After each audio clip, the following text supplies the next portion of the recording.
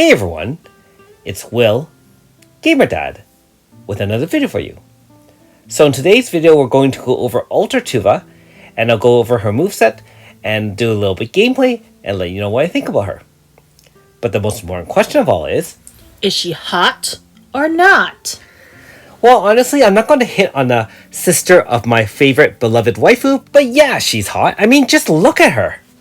Alright, so Alter Toova is a great unit. She does have VC that sets Earth Zone. She also does an AoE while coming in. If you do her quest, you will have her at level 3, which will do more damage.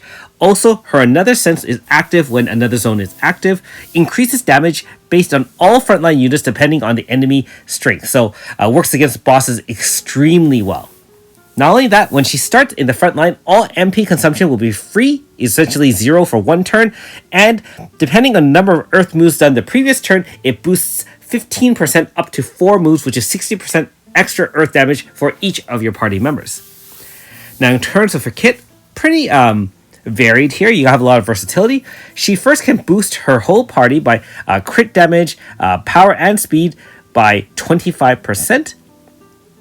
However, this damage is increased when another zone is deployed. So note that the boost is not, buffs are not doubled, just the damage of the move. So it's moderate. I wouldn't consider it game breaking, but any crit damage up is always really, really good. Power and speed is on a little bit on the low side.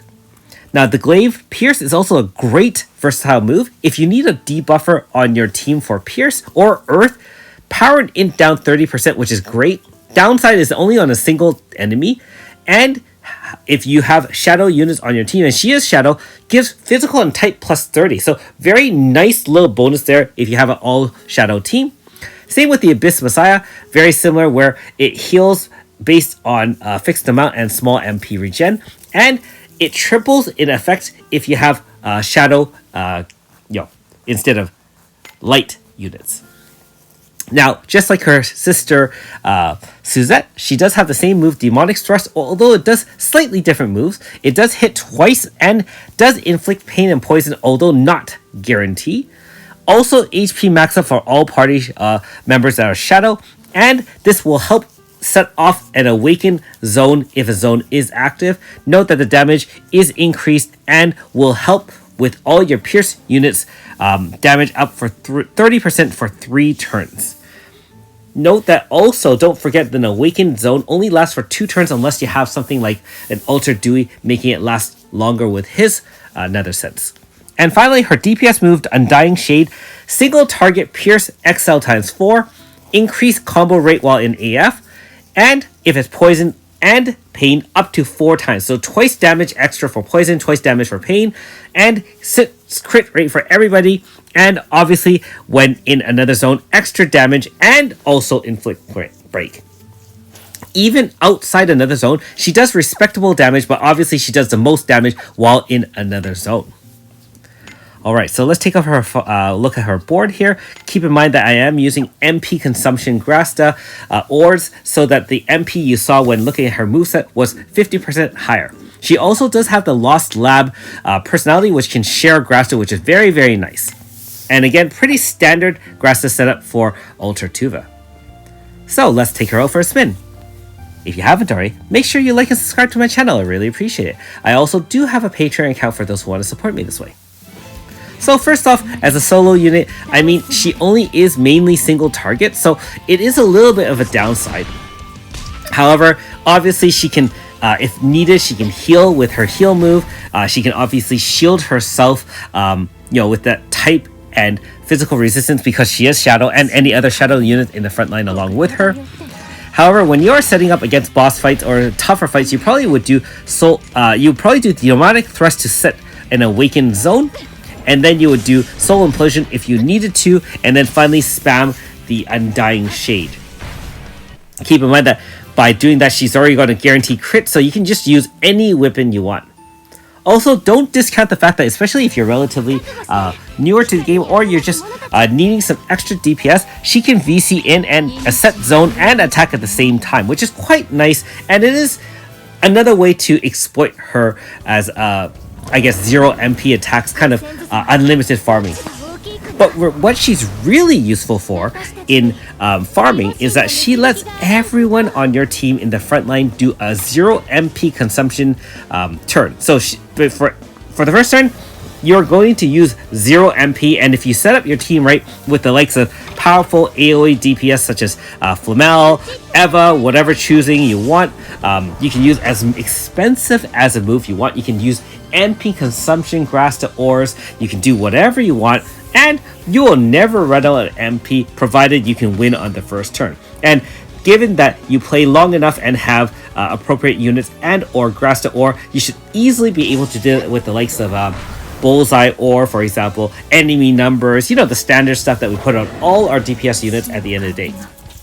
In this case, I'm sure some of you are wondering, what kind of team am I using for running the newest dungeon? And now this is my one-click team for Iscariot. Note that this one won't handle my use side unless you AF, because it resists Flamelopus's attack. However, against Curio's side, it will one-shot the boss. So that is very, very useful, and you can play around with your grass out. Obviously, there is some sharing so that you can enhance Flamelopus's damage, but in terms of MP, nothing to worry about. We have Ultra Toova covering that. We have Pain setting from Iasakia, and Kiro's just there to grind the light. So if you're wondering what each of those uses are, that is pretty much it. One shot, all done. Yeah, pretty fun. And I will say that if you can, definitely put some time into optimizing your team for grinding, especially since you're going to be running red and green keys most days of the week. And so if you have a fast team that can one-shot everything, you're going to save a lot of time, which is going to make your life easier, also make it more enjoyable, or at least less painful to grind these dungeons. And by doing that, you can eventually increase the strength of your team, either through chance, treatises, codexes, opuses, or even just getting light and shadow for your main units you're grinding. So if you're wondering, Ias Negi is our Grasta holder. Note that we do have the Almighty Power Glutton because that shares with Flamelopus. And finally, he was just there to level up. Alright, so some more fun. We're going to take on some older bosses that are obviously being power crept. Even the dual Hachos at one point late last year were pretty difficult. But now with the likes of Alter Dewey, Alter Tuva, Nakoko, and even Mufa doing zone setting. My friend and I actually joke around. We call these scam units. What I mean by that is, honestly, the power creep on these units are ridiculous. I mean, instead of having to worry about it, you have a DPS unit in the form of Ultra Tuva that can dual debuff. She can increase combo multiplier in AF. She has a high AF multiplier. She can heal. She can protect. I mean, man, she can increase max HP. She increases damage based on the end of turn number of moves done on Earth that turn. Broken. And not only that, don't forget that her Undying Shade, which is you can say is already underrated, it also applies break at the end of 4 hits. So if you have a second DPS and you haven't won yet, you can actually push through 2 HP stoppers where she would be faster and you set her faster so that she hits once, kills off the 1 HP stopper, leaves break for your second DPS, and as long as it's a single hit, such as likes of Nakoko or other units like that, one shot. Note that her quad hit with Undying Shade did over 2 billion damage, 500 million times 4.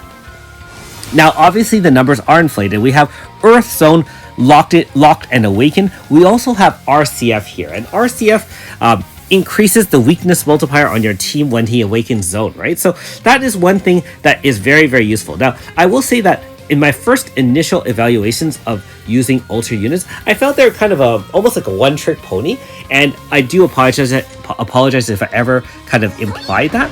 The thing is, as much as I thought they were limited in use, we really do bring out the effects of and the full capabilities of Ultra units, especially when you combine Ultra Dewey, aka RCF, with other Ultra units, because he extends another awakened zone by 2 turns, which makes it 4 turns instead of the default 2 turns, and increases weakness multiplier, so your weak enemies, anything weak to that unit will do extra damage, right?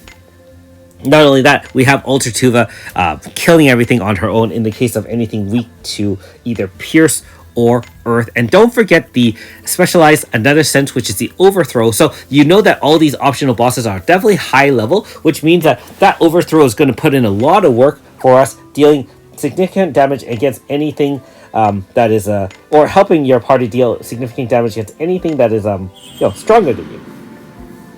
Now, in our second example of the dual hatchets, again, we've been power crept. So look at the units we're bringing down, right?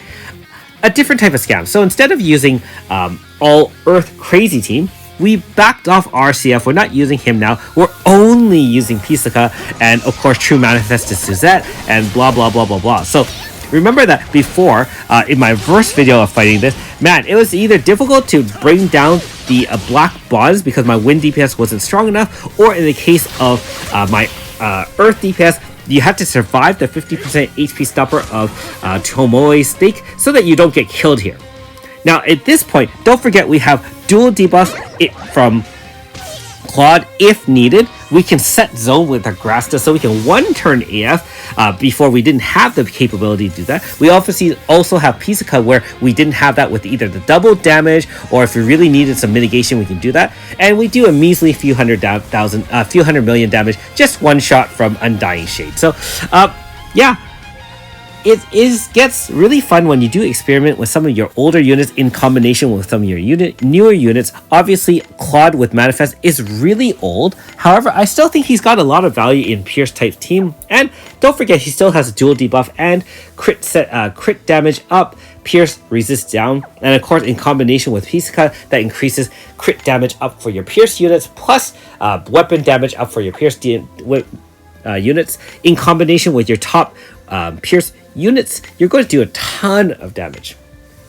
It's also great that I can play with Suzette and Alter Toova, both using Demonic Thrust if I really like to. I find that quite amazing, actually. Okay, so in conclusion, I mean, Alter Toova, great unit. VC's in, very offensively minded unit with some support capabilities, some healing. Obviously, the dual debuff is great, and the ability to help with the overthrow, Another Sense to help you take down super bosses, is invaluable as well.